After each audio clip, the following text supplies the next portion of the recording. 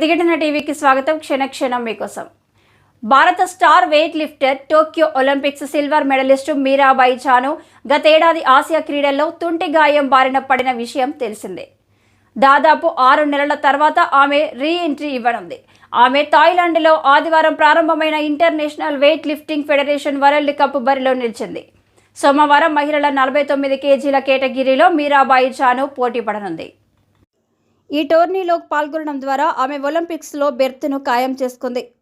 Olympic qualification ర్యాంకింగ్స్లో Mirabai తన విభాగంలో 2వ ర్యాంకులో ఉండడం బెర్త్కు డోకా లేదు. అయితే ఒలింపిక్స్కు ఈ టోర్నీనే చివరి క్వాలిఫైయింగ్ ఈవెంట్.